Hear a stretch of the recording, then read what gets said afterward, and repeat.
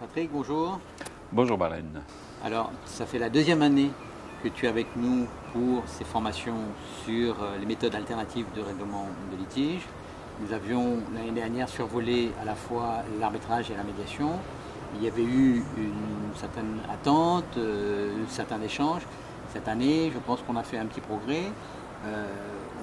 Surtout, on va vers une spécificité qui est la médiation. D'abord, on va commencer par la médiation. Parle-nous un peu plus de cette technique de médiation. Alors la médiation, Barlène, comme tu le sais, c'est avant tout c'est un mode de résolution des conflits.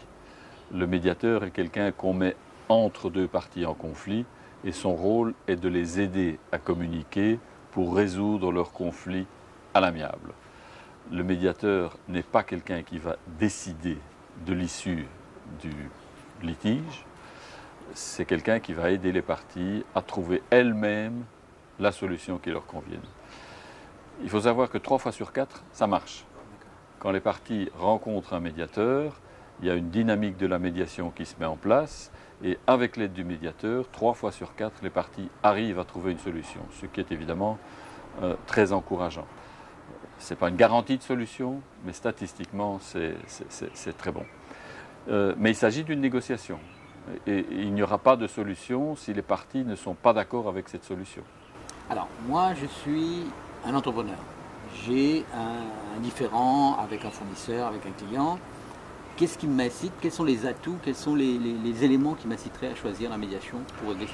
Moi, je crois qu'il y en a plusieurs, il faut bien les comprendre. D'abord, ça peut aller extrêmement vite, hein, comme une négociation. Si toi et moi négocions, en 5 minutes, on peut peut-être résoudre le problème. En général, ça ne se passe pas comme ça, mais c'est possible. Donc c'est une négociation, ça va très vite. Deuxièmement, ça coûte très peu d'argent. Dans les discussions commerciales, les litiges commerciaux, les médiateurs insistent en général pour que les avocats soient présents. Les avocats ont un rôle de conseil à jouer pour les entreprises. Ils ne sont pas là pour se battre, comme ils le font devant un tribunal, mais ils sont là comme aide juridique, comme conseil pour leurs clients. Ce qui permet aux médiateurs de rester totalement neutres et indépendants, de ne pas devenir le conseil des parties et de cette manière-là de pouvoir faire avancer la discussion en se concentrant sur ce qui sont les besoins des parties, quels sont leurs intérêts. Le médiateur va les aider à faire émerger ces éléments-là. Et quand je parle de besoins et d'intérêts, je mets ça par opposition aux droits et obligations. Alors il y a tout un discours derrière intérêt, besoin versus droits et obligations, mais ça démontre que la dynamique de la médiation, elle est basée sur le business, sur ce qui est intéressant pour les entreprises et pas tellement sur qui a raison et qui a tort. Ça n'intéresse pas le médiateur.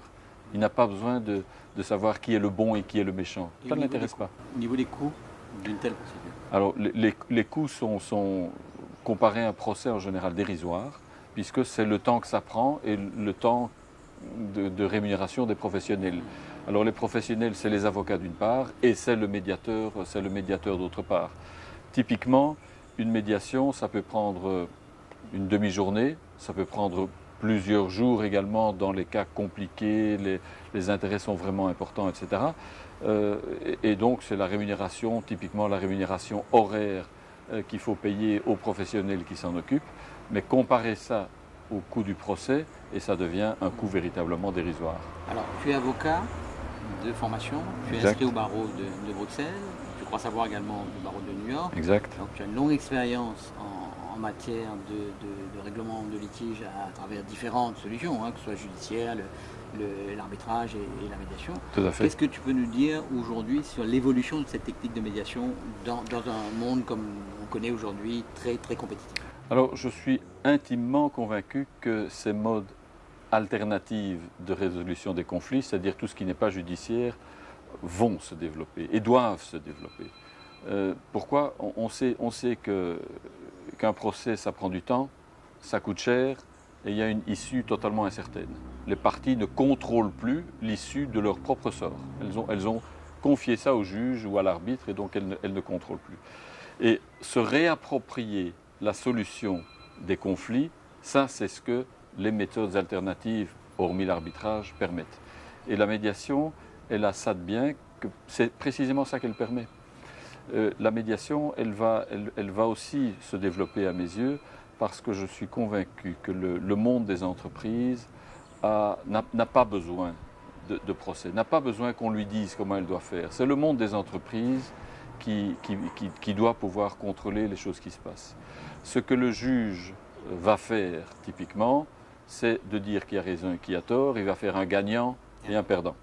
Ce que la médiation permet, c'est de faire retravailler les parties ensemble, ce qu'on dit augmenter la taille du gâteau, et s'il y a un gâteau à partager, plus il est grand, plus c'est facile à partager et pour satisfaire toutes les parties. C'est la dynamique win-win, gagnant-gagnant, et c'est toujours cela que le médiateur va mettre en avant. Dernière chose, parle-nous de la médiation qui est faite à travers une institution, plutôt qu'une médiation qui serait faite par les parties elles-mêmes. Alors, la distinction que tu proposes, c'est l'utilité, quelle est l'utilité d'un institut de médiation, d'un centre de médiation. Alors, moi, je crois qu'il y en a plusieurs. La première, c'est que d'abord, on peut y faire référence. Dans un contrat commercial, on peut dire, la clause en fin de contrat, tout différent entre les parties à propos de ce contrat sera résolu, d'habitude on dit, conformément au règlement d'arbitrage de la MCCI par exemple. On peut dire aussi, avant d'aller en arbitrage, les parties s'engagent à tenter de résoudre leurs problèmes par la voie de la médiation, conformément au règlement de médiation qui existe. Ça, c'est un premier atout, un premier gros avantage. Le règlement existe, on peut y faire référence. Deuxième atout, c'est que quand une partie se dit